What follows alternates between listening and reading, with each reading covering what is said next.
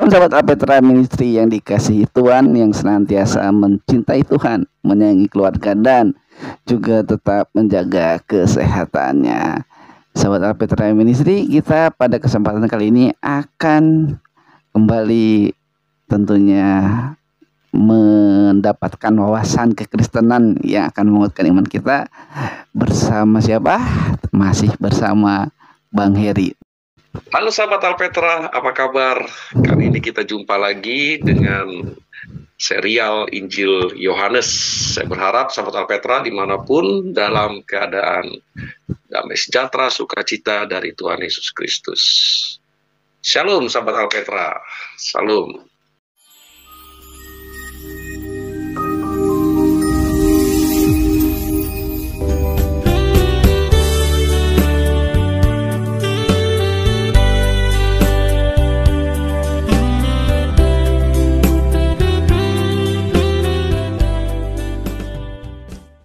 Shalom, wah ini luar biasa sekali nih.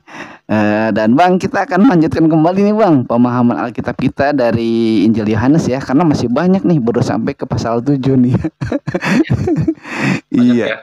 Dan kita akan terus membahas ya, kenapa dari kenapa dari Injil Yohanes, karena ini yang sering menjadi bahan perbincangan ya. Makanya kita ambil dulu dari Injil Yohanes.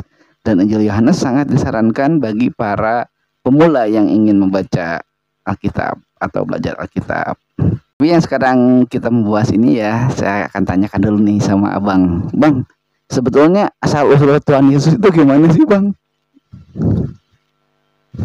Ya, sahabat Alpetra, kita sering mendengar bahkan membaca yang sebenarnya dari Alkitab, bahwa Tuhan Yesus yang dimana malaikat mendatangi Maria, maminya, meminta supaya memberikan nama itu Yesus, Jesus, yang artinya juru selamat atau menyelamatkan.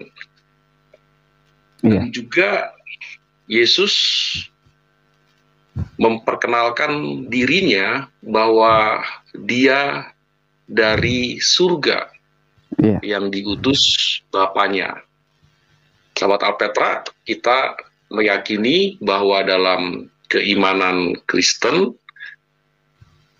Trinitas atau Allah itu satu dengan 3 pribadi, dan Yesus di dalam pribadi yang kedua itu. Dia berasal dari surga, dari atas. Bicara lokasi, bukan dari segi tempat di atas itu langit atau awan atau tempat lain, tetapi menunjukkan dirinya tidak berasal dari dunia atau bumi ya, tidak. Kang Alfa tadi menanyakan dari mana asalnya. Kalau kita membaca pasal 7, pasal 8, Yesus memperkenalkan kepada imam-imam tua-tua bahwa sebelum Abraham dia sudah ada. Sebelum dia dijadikan dia sudah ada.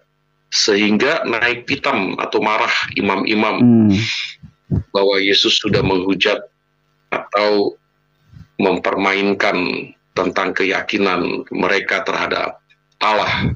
Tapi apa yang dikatakan Tuhan Yesus benar, bahwa sebelum dunia dijadikan, dia sudah ada dan dia berasal dari surga. Karena dunia akan berakhir, bumi akan hancur. Itu sebabnya tidak mungkin dia berasal dari bumi ini. Tapi karena cintanya pada sahabat Alpetra, saya atau kita orang berdosa, makanya dia datang dari surga turun ke dunia. Begitu sahabat Alpetra sederhananya. Ya Bang, ini di Yohanes 7 ayat 25-27 itu kan ada percakapan ya Bang. Jadi tetapi tentang orang ini kita tahu dari mana asalnya, tetapi bila mana Kristus datang, tidak ada seorang pun yang tahu dari mana asalnya. Nah, tapi tadi Abang jelaskan bahwa Tuhan Yesus Kristus datang dari surga. Dia firman yang menjelma menjadi manusia, gitu ya Bang? Makasih karena Pak, tadi saya menjelaskan kepada sahabat Alpetra bahwa Yesus melulu dalam penjelasannya yang ditulis oleh Yohanes di Injilnya, bahwa dia adalah pribadi yang diutus oleh Bapaknya, ya, pribadi yang pertama, dan tentu tidak di dalam kehendaknya. Justru dia menekankan pada kehendak Bapa, ya, pribadi yang pertama itu. Nah, sahabat Alpetra, seringkali manusia yang terbatas sehingga untuk memahami ini mengalami kesulitan karena seperti tidak masuk akal. Iya. Tetapi karena kita beriman, ya, sahabat Alpetra, dan siapa saja yang mau beriman kepada Kristus, setiap pribadi atau tiga pribadi itu, dan Yesus pribadi yang kedua, melakukan kehendak Bapaknya untuk menyelamatkan manusia, diutus untuk menyelamatkan, diutus untuk menebus, mengampuni. Nah, di ayat 29, aku kenal dia, sebab aku datang dari dia, dan dialah yang mengutus aku. Iya. Tidak mungkin baik pribadi pertama, kedua, dan ketiga, ya, saling bertolak belakang, lalu bertentangan. Tidak, ya. Bapa mengutus Tuhan Yesus, ya, dan kita lihat di dalam pasal selanjutnya, kalau membaca pasal 14, 15, 16, Yesus pribadi yang kedua ke surga dan mengutus siapa? Roh Kudus, pribadi yang ketiga.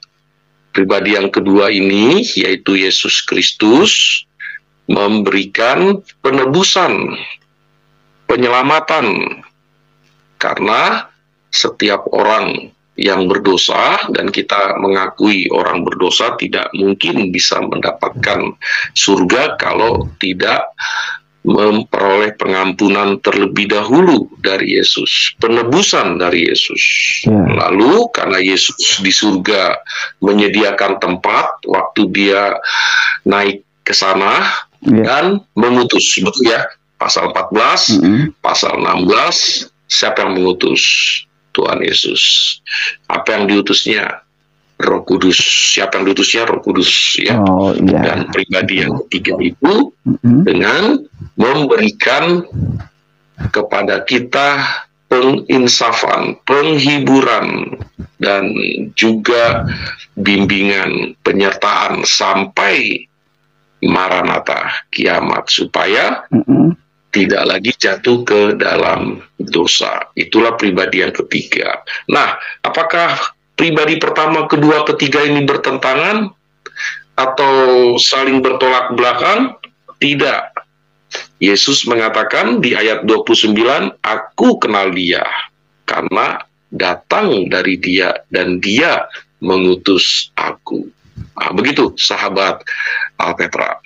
Ya, Bang, tadi Abang udah menyebutkan tuh sampai Maranatha. Nah, ini jadi nyambung nih, Bang, ke pertanyaan yang selanjutnya. Yang mau saya tanya di ayat 30 tuh, Bang. Kan orang-orang di Yerusalem, ya, ini ceritanya kan. Orang-orang Yahudi mungkin, ya, orang-orang di Yerusalem, ya, karena firman Tuhan tulis begitu, berusaha untuk menangkap Tuhan Yesus, tapi nggak ada yang bisa nyentuh karena katanya saatnya belum tiba. Nah, tadi Abang bilang sampai Maranatha nih, tapi ini ada saatnya belum tiba. Ini maksudnya gimana ya, Bang? Apa saatnya belum tiba untuk dibunuh, disalib gitu, atau saatnya belum untuk menebus dosa? Ya, menarik sahabat Alpetra. Inilah kekasan Injil Yohanes. Ada kalimat atau parase saatnya belum tiba. Di Injil Markus, Lukas tidak demikian. Tapi keunikan Yohanes menarasikan tentang saatnya belum tiba. Kalau kita membaca dari ayat pertama, ya, waktu dia menyatakan tanda pertama mujizat, yaitu air berubah menjadi anggur, sampai pada waktu saatnya tiba, yaitu di Betania, Yesus dielu-elukan, Hosana, Hosana, dan memasuki Yerusalem, dan mulailah di situ sengsara Yesus. Di sanalah saatnya tiba, dia diserahkan kepada tua-tua, pada orang Farisi, untuk menyerahkan nyawanya bagi umat manusia. Nah, jadi ayat 30 yang ditanyakan apa, kok saatnya belum tiba, Yesus menghilang. Yesus seperti sulit ditangkap. Tiba-tiba ada di tempat lain. Beberapa ayat di Injil Yohanes menyebutkan demikian. Tiba-tiba sulit untuk disergap, ya, sampai para tua-tua Yahudi harus memakai informasi dari murid Yesus, yaitu bendaharanya. Siapa? Judas Iskariot. Judas ini 30 keping. Kira-kira di mana di? Oh, ada di Getsemani. Sekalipun Judas menyesal, ya, menurut catatan Injil Matius pasal 26.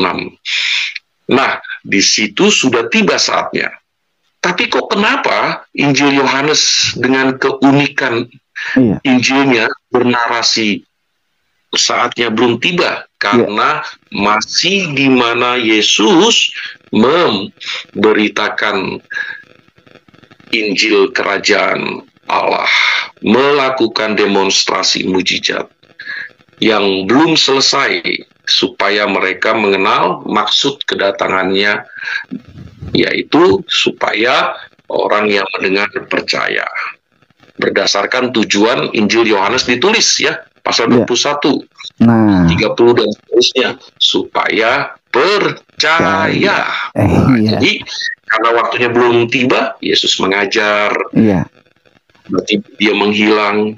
Yesus melakukan mujizat banyak, mulai dari merubah air menjadi anggur, melakukan mujizat pada kepala istana, kepada orang buta pasal 6, memberikan makan 5.000 orang, bahkan di pasal 11 Lazarus yang sudah busuk 4 hari dibangkitkan. Hebat kan? Hebat.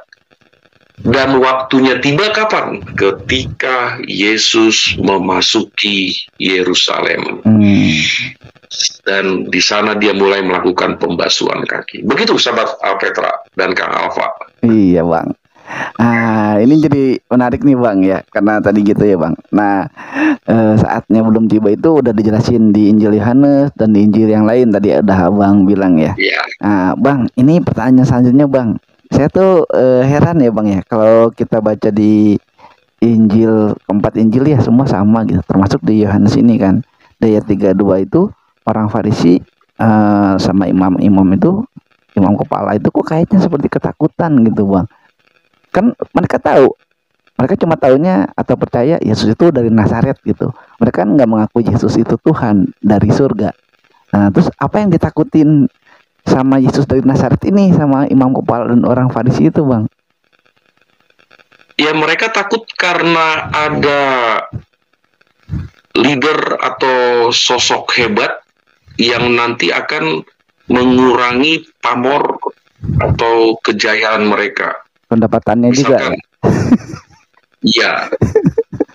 Waktu malaikat memberitahu saja kepada gembala bahwa akan lahir raja dunia, yang akan datang, sudah ketakutan. Herodes, begitu ya, atau pemimpin-pemimpin wilayah, gubernur-gubernur di era itu. Bahkan ketika Tuhan Yesus diperkenalkan sama Yohanes Pembaptis dalam Yohanes 1 ayat 29, ini anak domba Allah, ya, seperti itu. Mereka kan sudah mulai tahu karena viral berita itu sampai ke Bait Allah, bahkan didengar oleh Mahkamah Agama yang bernama Hanas dan Kayafas pemimpinnya. Oh, ya. Karena Yesus banyak diikuti. Terbukti berbondong-bondong orang mencari Yesus. Pamornya jauh lebih dikenal, diterima.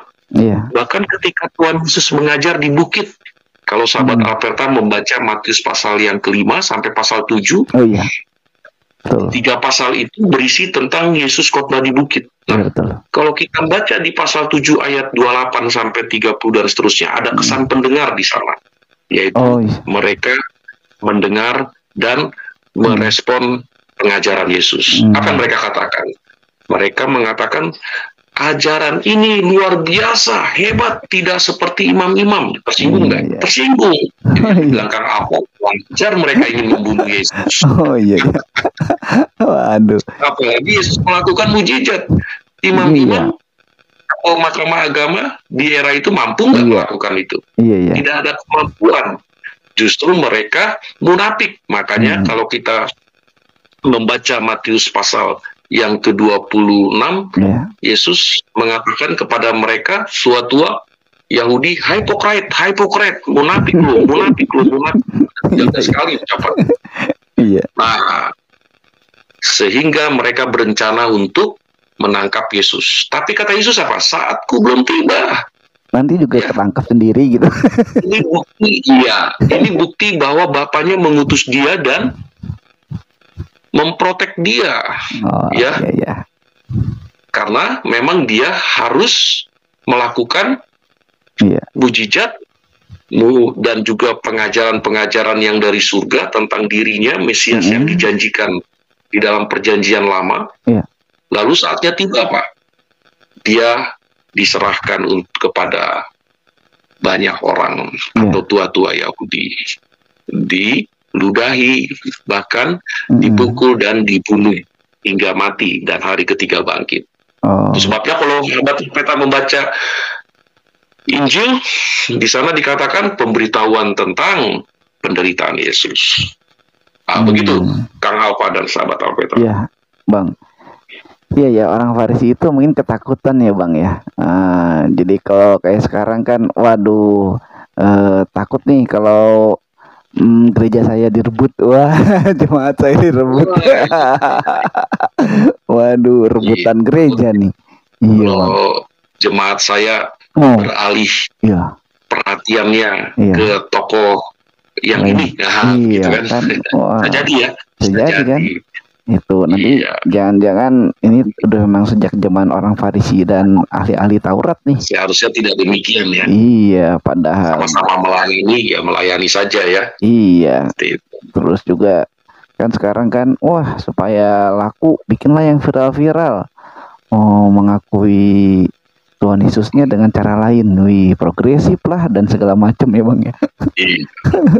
Aduh, itulah ini, Bang. Terus juga orang Farisi itu kan dia apa ya, tadi Abang bilang kalau lihat di Matius ya, kesan pendengar. Orang Farisi juga dengar nih, Bang, kalau yang di situ yang ada di Bait Alsat itu mereka mengakui Tuhan Yesus gitu ya, Bang. Dan mereka tetap kekeh gitu. Orang Farisi yang nganggapnya, siapa sih lu? Orang tukang kayu lu gitu ya, Bang ya. Tetap gak mau ngakui. Iya. Tetap tidak mau mengakui, betul. Apalagi di daerahnya Nazaret ya, asalnya. Emang Nazaret itu kenapa sih, Bang, sampai orang Farisi itu menghina banget gitu, mentang-mentang Tuhan Yesus orang Nazaret? Emang kenapa, Bang? Ya mungkin karena asal Yesus dari Nazaret, sehingga orang Nazaret merasa dia mengenal siapa orang tuanya dan apa pekerjaannya dan kesehariannya seperti apa. Jadi ada dengan secara status, orang biasa kok rupanya, nggak ada istimewa di sana. Jadi untuk memahami dan mengakui Yesus sebagai Mesias, kecil kesempatannya dibandingkan orang Nazaret yang lebih mengakui dari segi status saja ya. Itu sebabnya Yesus bilang apa? Ya, dirinya yang berasal dari sana lebih direndahkan, ya. Nabi yang berasal dari asalnya direndahkan, begitu ya. Yesus pernah katakan demikian, sahabat Petra tahu. Iya. Nah itu juga sebabnya ya, dulu pernah dibuat sih, ada di channel kita ya Bang, tentang kata Nazaret ini kan jadinya Nazarenus itu ya, atau orang Nazaret gitu. Dan ini yang diadopsi menjadi kata Nasrani. Nah makanya saya waktu itu meneliti, dan saya meyakini kita jangan disebut orang Nasrani, tapi kita orang Kristen, karena Kristen artinya murid Kristus, bukan orang Nazaret gitu. Ya itu tidak usah kita bahas lah Bang, karena sudah ada di videonya ya. Silakan sahabat Alpetra nonton dan cari sendiri, scroll di channel Alpetra, ada penjelasannya tuh. Iya, dari Pak Yan juga, dari pokoknya ada ya. Silakan dicarilah tentang arti kata Nasrani, kata Kristen, dan juga kalau boleh sebut nama Pak Bambang Nursena juga pernah menjelaskan tuh artinya Nasrani, artinya Kristen apa gitu. Oke, jadi supaya tidak melebar nih. Ya Bang, ini seru nih Bang. Kita lanjutin lagi nih Bang, di pertentangan tentang asal Tuhan Yesus ini Bang. Nah, seperti orang Yahudi itu kan berkata sama temannya sendiri, kemana sih emangnya dia mau pergi gitu. Di ayat 35 ya Bang, sehingga kemana ya mau pergi. Maksudnya pergi kemana gitu? Apa mau pergi ke perantauan? Apa di antara orang Yunani atau ngajar orang Yunani? Nah ini juga yang sering sekarang ditanyain nih Bang ya. Kemanakah Tuhan Yesus itu sebetulnya pergi? Kalau asalnya dari Nazaret, dia mau pergi kemana? Ke Yunani. Kalau memang dia berasal dari surga, berarti dia adalah Allah, maka dia akan kembali ke surga. Oke Bang. Nah jadi dari hal tersebut itu Bang, itu gimana tuh Bang? Kan orang percayanya dia asalnya dari Nazaret ya Bang, tadi kita omongin. Terus kan di ayat yang ke-35 itu, orang Yahudi itu berkata seorang kepada yang lain, kemanakah ia akan pergi sehingga kita tidak dapat bertemu dengan dia? Adakah maksudnya untuk pergi kepada mereka yang tinggal di perantauan di antara orang Yunani, untuk mengajar orang Yunani? Nah mereka tetap ya Bang, anggapnya ini hanya orang biasa gitu kan ya. Ya seharusnya tua-tua Yahudi atau mereka yang mempertanyakan itu tahu betul asalnya Mesias ya. Yesus kan selalu menekankan dirinya Mesias ya. Asalnya dari Bapaknya, dari sorga, tidak berasal dari sini. Iya betul. Kenapa demikian? Karena nubuatan nabi-nabi ya. Nubuatan nabi-nabi pasti kan tua-tua Yahudi atau orang Farisi katam, hafal betul apa yang disebutkan tentang Mesias di dalam Tanakh ya, atau kitab nabi-nabi, kitab Torah juga. Sehingga apa yang harus diresahkan di sana ya, tentu ada motif, ada tujuan, yaitu ingin melenyapkan Yesus dengan cara yang kasar, dengan cara yang bahkan mematikan ya. Disalib. Yang seperti itu. Ya wajar dia menanyakan itu, karena ingin menjerat ya. Bukan berarti tidak tahu, seharusnya tahu ya. Nah, kenapa di era sekarang banyak orang yang menafsirkan Yesus bukan berasal dari surga? Ya, sama-sama tidak tahu ya. Orang buta menuntun orang buta. Ya, tapi sahabat Alpeta nggak buta ya secara pengetahuan atau pemahaman tentang kebenaran. Iya dong. Karena selalu menyaksikan tayangan Alpeta Ministry di YouTube ini. Makanya like dong. Iya dong. Itu. Subscribe kalau belum subscribe. Subscribe. Ya. Ya wajar orang yang belum didiami atau belum mengalami pertobatan di dalam Yesus sehingga dia memahami tentang Yesus sebagai Mesias. Sama nggak dengan Nikodemus di Injil Yohanes pasal yang ketiga? Tuhan Yesus bilang dia supaya dilahirkan oleh roh dan air. Tapi jawabannya tidak mungkin saya masuk lagi ke dalam perut atau rahim maminya. Ya nggak mungkin. Maksud Yesus bukan berarti begitu. Nah, ini sama dengan teman-teman yang ada di sebelah kita memahami apa yang dikatakan oleh tua-tua Yahudi. Ya, Alkitab itu unik, perlu dipelajari secara konteks jauh dan konteks dekatnya. Apa kata sebelumnya? Nah, begitu. Jadi wajarlah mereka tidak paham.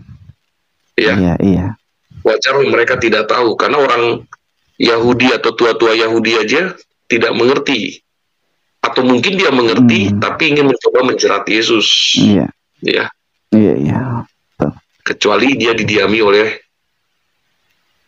pertobatan atau Roh Kudus yang menginsafkan dosanya. Seperti Nikodemus. Nah, begitu kan, Kang Alfa, sahabat Petra. Nah, ini Bang, kita bisa nggak Bang membuktikan bahwa Tuhan Yesus itu adalah, kalau udah Tuhan Yesus Tuhan, udah sering ya kita jelaskan ya. Kita bisa buktikan nggak bahwa Tuhan Yesus itu betul-betul datang dari Allah gitu? Datang dari surga? Ya bisa dong. Ya, pertama Alkitab membuktikan dengan uraian sejarah. Bahkan Alkitab aja banyak diadopsi oleh sejarawan atau juga para pemimpin-pemimpin agama yang akhirnya menjadi prinsip hidupnya atau dasarnya. Jadi bisa, karena Alkitab itu isinya hidup, ya. Termasuk penjelasan tentang Injil Yohanes, bahwa Tuhan itu adalah Allah yang datang menjadi sama dengan manusia, dan malaikat meminta kepada Maria supaya kasih nama dia Yesus, artinya menyelamatkan. Bukti dong itu bahwa Allah datang. Dan bukti yang jelas juga seharusnya menggunakan nalar kita, yaitu karena dunia sudah berdosa, butuh juru selamat. Jadi kita orang Kristen tuh, atau sahabat Alpetra, sudah punya juru selamat. Kenapa harus lagi takut? Mati pasti selamat karena ada juru selamat. Nah, yang lain belum punya juru selamat gimana? Mati kemana? Mudah-mudahan. Kan dosanya ditebus ya Bang ya. Dosa itu ditebus. Kita punya penebus. Mati jelas kemana, ada juru selamat. Nah, kasihan yang belum punya penebus. Nah, itu dia, cuma ditimbang. Sahabat punya penebus gak? Ayo, bener nggak? Punya nggak? Nah, itu belum punya, ya bertobat dulu supaya dosanya jangan kuning. Betul. Iya dong. Aduh, kalau cuma ditimbang terus cuma ngelewatin jembatan, ya susah lah. Udah jembatannya udah jelas salib, udah itu paling aman dan pasti. Jadi artinya bisa dibuktikan kan kalau Yesus itu berasal dari surga dan datang ke dunia. Pertama, Alkitab membuktikan lewat peristiwa, lewat sejarah. Yang kedua, ya karena dunia banyak orang berdosa dan penuh kekacauan akibat dosa, makanya butuh juru selamat yang harus menyelesaikan. Kan usaha manusia nggak bisa menyelesaikan. Dosa hanya dapat menyelesaikan dengan neraka, maut, kematian. Nah, tapi kalau sahabat kita mau terima Yesus, dosanya diselesaikan oleh Tuhan Yesus. Itu sebab juru selamat. Udah jelas kan. Jelas kan? Dengan nalar ya. Dengan akal sehat ya. Dunia sudah rusak. Dunia penuh dengan dosa. Ya. Dosa tidak bisa ke surga. Nah, makanya Allah datang. Allah harus datang nggak? Harus. Untuk menyelamatkan manusia, bukan menyelamatkan hewan, bukan menyelamatkan tumbuhan atau makhluk lain. Menyelamatkan manusia. Kenapa? Karena manusia istimewa. Diciptakan dari nafas Allah, segambar, serupa dengan Allah. Nah, manusia berdosa karena Allah kasih, karena Allah sayang, karena Allah cinta. Allah harus datang ke dunia. Allahnya pasif. Allah harus aktif. Kan datang kan Allah itu. Supaya orang lain atau manusia bisa tahu itu adalah Allah, makanya Allah harus menjadi manusia. Iya betul. Bisa nggak Allah menjadi manusia? Ya bisa lah. Betul kan? Iya bisa, mau jadi apa juga bisa sebetulnya ya Bang. Iya. Kan dia Allah bisa menjadi apapun juga yang iya. Ntar kalau menjelmanya menjadi sosok bukan Tuhan Yesus malah lebih menakutkan. Misalnya, ayo, udah bagus Allah menjelma menjadi manusia, ada serupa dengan kita gitu, kan? Itu masuk akal nggak? Iya. Masuk akal kan? Iya dong. Iya. Karena yang menciptakan akal budi Allah sendiri. Iya. Kasihlah Tuhan Allahmu dengan segenap akal budimu, kan begitu? Iya betul. Nah, sudah ada akal budi, masa mikirnya masih yang aneh. Iya, makanya banyak juga orang Kristen ya yang udah tahu Tuhan Yesus itu Allah yang Maha Kuasa. Dia itu Allah yang dari surga, tempat yang semuanya ada yang sediakan buat kita. Masih cari aja ke gunung, masih nyembah yang menjelma. Masa Tuhan menjelma jadi patung misalnya, atau pergi ke tempat-tempat apa gitu kan? Aduh, janganlah, Dek, jangan ya Dek. Buah kaktus, buahnya pilus, biar mulus pinjam 100.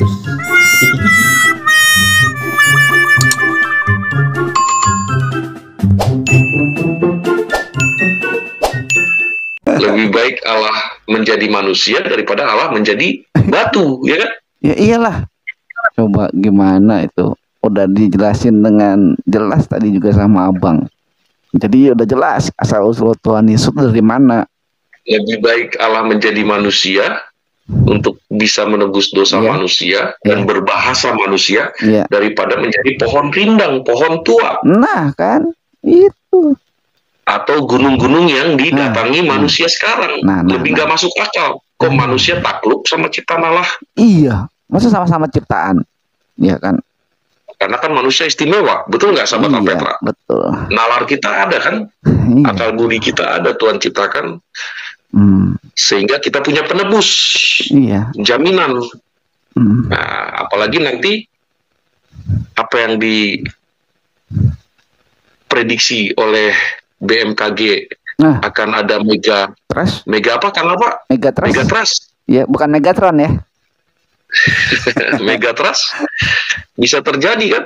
Iya. Jakarta tenggelam, Pulau Jawa terpecah-pecah karena lempengan itu sudah mulai mencuat. Iya. Dan akan terjadi gempa. Iya. Apapun lah, tektonik mungkin, vulkanik, lalu tsunami.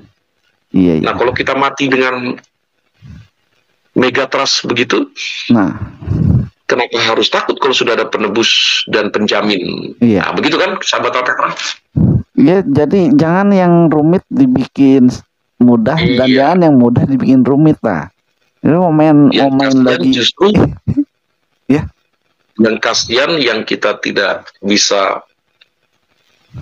pahami yang belum punya penebus. Itu betul.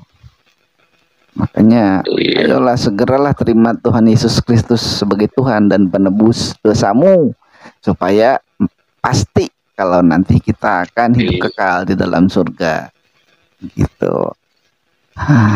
Nah Bang, terakhir Bang, pertanyaan saya, ini kan kita ngomongin tadi orang Farisi, ahli Taurat itu ya Bang ya. Kan kalau mereka nanya asal usul Yesus itu dari mana, nah sekarang kita berbalik Bang, nanya nih, sebenarnya orang Farisi itu siapa sih? Ahli Taurat itu siapa sih? Gitu. Dalam sejarah, bahkan di Alkitab juga ada kelompok atau gapnya ya, atau partainya sendiri ya. Orang Yahudi punya kelompok atau partainya sendiri, seperti Farisi, Saduki, Zelot, Eseni, dan lain sebagainya. Nah, Farisi itu termasuk yang paling istimewa dan berwibawa dan terpandang di mata orang Yahudi ya. Bahkan saat ada di bawah jajahan atau pengaruh Romawi.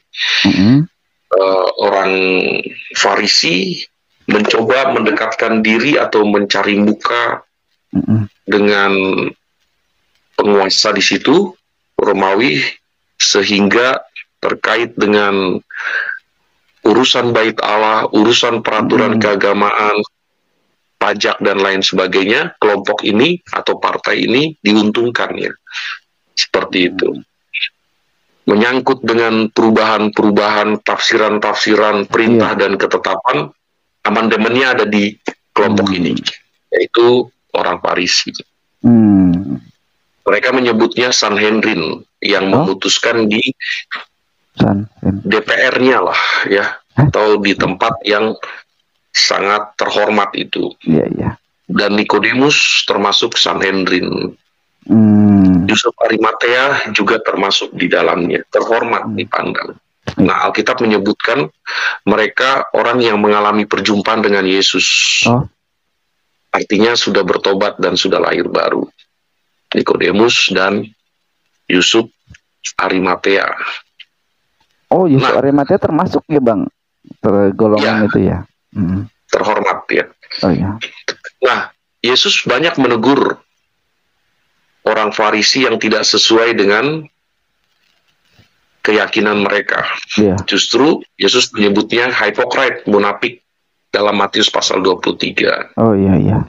Mereka berdoanya kencang-kencang, teriak-teriak supaya didengar. Mereka orang spiritualis, orang rohani. Puasanya ya bahkan memberikan perpuluhan atau semua yang dilakukan hukum Taurat sebanyak 613 itu. Baik ketetapan pengawalan, tapi motifnya tidak benar supaya dinilai spiritualis atau dinilai hebat kerohaniannya, tapi tetap saja busuk. Tuhan Yesus menyebut seperti seperti menajiskan ya. Dikatakan munafik ya, belatung. Hai ular beludak. Ular beludak ya, belatung. Karena Yesus tahu betul ya, dia maha tahu, dia Allah ya. Dan apalagi Kayafas dan Hanas mengizinkan orang berjualan di depan bait Allah, motifnya supaya sebagian masuk ke goceknya ya, ke kantongnya. Nah, itu keadaan orang Farisi. Nah, mungkin pertanyaan sahabat Alpetra, apakah ada Farisi-Farisi di era sekarang di dalam gereja? Mungkin ada. Bukan mungkin lagi, mungkin. Tapi pasti ada ya. Pasti ada ya. Ya. Oke Bang, nah ini udah jelas ya asal-usul Tuhan Yesus. Jadi dulu pun dipertentangkan. Nah, kalau sekarang mau dipertentangkan silakan. Udah Abang jelaskan tadi dari mana asal-usulnya. Mau ada yang bilang Tuhan Yesus datang dari dari sini, dari sana, terserah. Mau Tuhan Yesus dibilang asalnya dari Maria, terserah. Tuhan Yesus asalnya dari Nazaret, terserah. Tadi Abang udah jelaskan ya. Jadi sahabat Alpetra, ini sudah jelas sekali asal-usul Tuhan Yesus dari mana. Yesus datangnya dari Filipina gitu kan. Karena nama Yesus banyak di Filipina sama di Portugal ya. Betul. Yesus apa? Asalnya dari sana ya. Dari Portugal, Eropa ya. Nah, dari makanya Filipina, ya itu Asia Tenggara. Atau dari mana lagi? Dari Brazil ada nama Yesus. Iya kan. Ya. Makanya itu. Jadi supaya nggak banyak nanya lagi. Itu Yesusnya dari India. Atau Yesus dari India. Iya, Yesus dari Hong Kong lah, dari mana lah, terserah ya. Tapi yang kita kenal Tuhan Yesus, Yesus Kristus adalah Tuhan Allah sendiri yang datang dari surga untuk menyelamatkan dan menebus dosa manusia. Oke, sahabat Alpetra, kita sudah sampai di penghujung podcast kita pada kesempatan malam ini, dan seperti biasa kita akan mendengarkan closing statement. Ya, sahabat Alpetra, apabila kita membaca Injil Yohanes yang begitu naratif dan begitu indah, setiap kali penulis atau Injil Yohanes mensaksikan siapa itu Yesus yang adalah anak Allah dan Sang Firman, sahabat Alpetra betul-betul membacanya harus berulang-ulang sebanyak 21 pasal di Injil Yohanes. Tidak ada yang diragukan lagi atau tidak ada yang sulit untuk memahaminya. Termasuk tetap Yesus menjelaskan dari mana asalnya. Dan Yesus sebagai pribadi yang kedua ini, yang menyelamatkan ini, menyebutkan dirinya berasal dari Bapaknya. Loh, berarti Allah kita banyak? Tidak demikian, sahabat Alpetra.